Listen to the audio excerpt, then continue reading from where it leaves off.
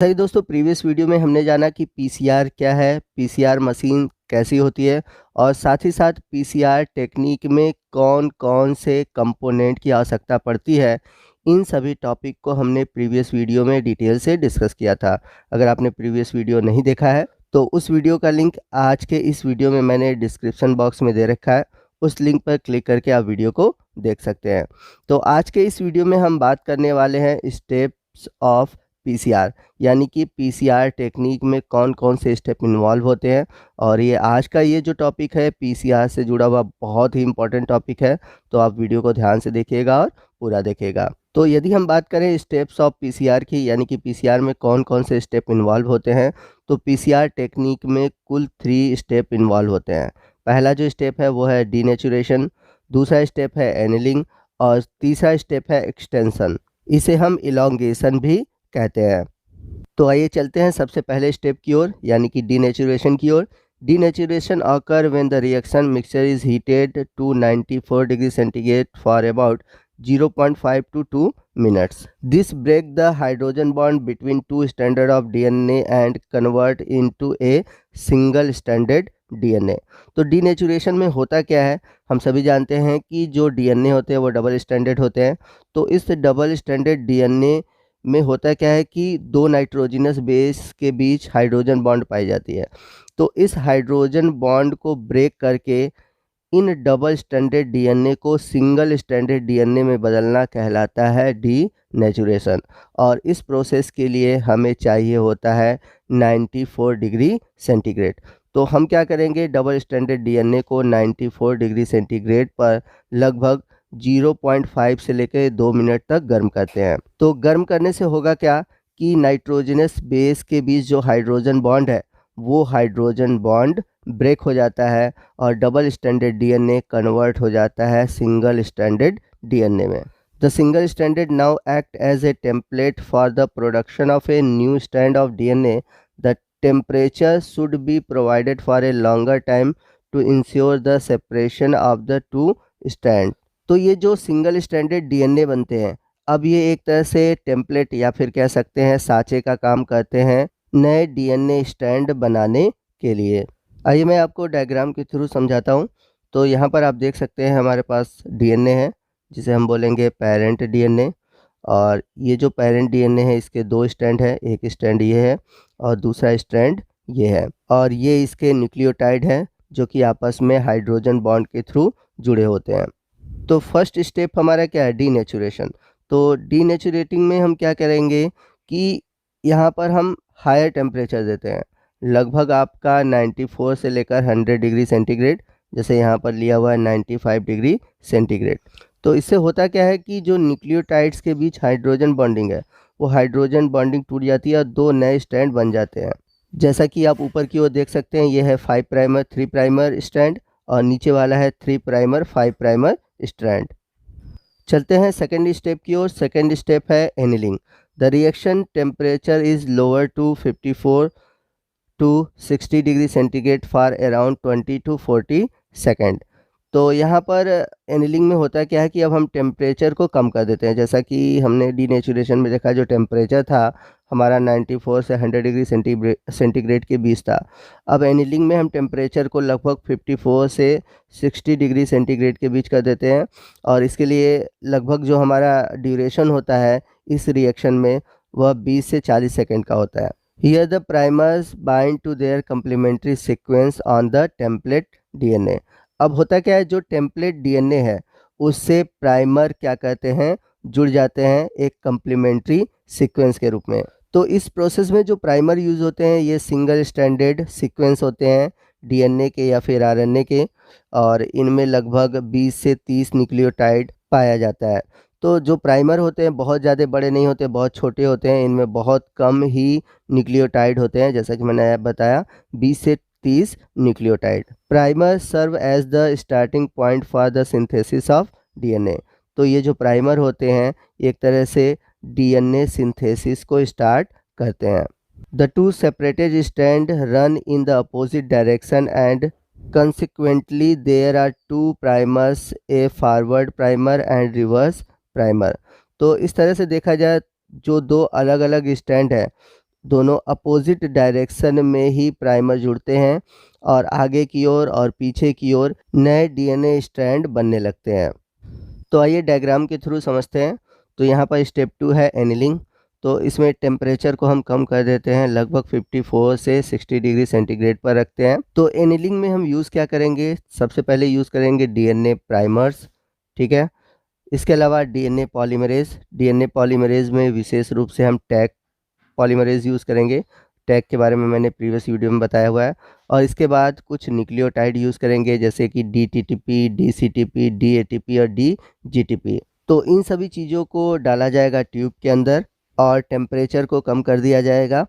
तो आप देखेंगे कि सबसे पहले जो प्राइमर है वो डीएनए स्ट्रैंड पर जुड़ेगा। और कौन सी तरफ जुड़ेगा, 3 प्राइमर स्ट्रैंड की ओर। तो प्राइमर की खास बात क्या होती है कि ये 3 प्राइमर टू 5 प्राइमर स्ट्रैंड होता है।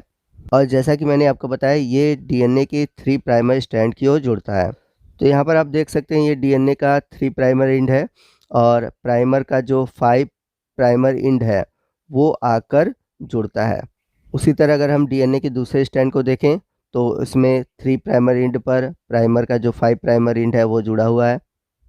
इसके बाद जो तीसरा स्टेप है वो स्टार्ट होगा, जो कि है इलॉन्गेशन या फिर आप कह सकते हैं एक्सटेंशन। इसको हम सिंथेसाइजिंग भी बोल सकते हैं। यहाँ पर जो टेम्परेचर होगा वो फिर से बढ़ जाएगा, 72 डिग्री सेंटीग्रेड होगा। तो टेम्परेचर बढ़ाने से जो टैग पॉलीमरेज है ये अपना काम स्टार्ट कर देता है। यहाँ पर आप देख सकते हैं, यहाँ पे इस कलर से दिखाई दे रहा है। तो जो हमने न्यूक्लियोटाइड लिया है उन सभी न्यूक्लियोटाइड को यह प्राइमर से जोड़ना स्टार्ट कर देता है। तो प्राइमर का जो 3 प्राइमर एंड है इस पर न्यूक्लियोटाइड जुड़ता है, ठीक है, और आगे की ओर बढ़ता है और इस तरह से नए स्ट्रैंड बनना शुरू हो जाते हैं। इसी तरह नीचे वाले का भी देख सकते हैं, इसका 3 प्राइमर एंड ये है और इधर से ये नया न्यूक्लियोटाइड बनना स्टार्ट होगा। तो ये वाला जो प्राइमर है इसे हम बोलेंगे नीचे वाले को फॉरवर्ड प्राइमर, ठीक है, क्योंकि ये आगे की ओर जा रहा है। और ऊपर वाले को हम बोलेंगे रिवर्स प्राइमर, क्योंकि ये पीछे की ओर जा रहा है। तो जैसे कि आप नीचे वाले फिगर में देख सकते हैं कि ये आगे की ओर नीचे वाला बढ़ रहा है और पीछे की ओर ऊपर वाला बढ़ रहा है। और इस तरह से आप देख सकते हैं कि नए डीएनए स्ट्रैंड का फॉर्मेशन हो जाता है। तो इस प्रकार आप देखेंगे तो 2 नए डबल स्टैंडर्ड डीएनए आपको मिल जाएंगे। एक ऊपर की ओर आपको दिख रहा होगा डबल स्टैंडर्ड डीएनए और एक नीचे की ओर डबल स्टैंडर्ड डीएनए देखने को मिलेगा। तो इस तरह हमने देखा कि स्टार्टिंग में हमने डबल स्टैंडर्ड डीएनए को सिंगल स्टैंडर्ड डीएनए में बदला। इस तरह से हमें 2 डीएनए स्ट्रैंड मिले। अब इन 2 डीएनए स्ट्रैंड से हमें लास्ट में 4 डीएनए स्ट्रैंड मिले। तो इस तरह से हम देख सकते हैं कि एक सिंगल डबल स्टैंडर्ड डीएनए से हमें 2 डबल स्टैंडर्ड डीएनए मिलते हैं, ठीक है, यानी कि हमें एक सिंगल डीएनए की कॉपी मिल जाती है। तो यहाँ पर आप देख सकते हैं कि यहाँ से लेकर यहाँ तक ये एक सिंगल साइकिल चलती है और ये जब रिएक्शन आगे की ओर बढ़ता है तो ये जो साइकिल है ये रिपीट होती रहती है और लगभग 20 से 40 बार रिपीट होती है। तो इस तरह से आप सोच सकते हैं कि 1 से 2, 2 से 4, 4 से 8, 8 से 16, 16 से 32, 32 से 64, 64 से 128।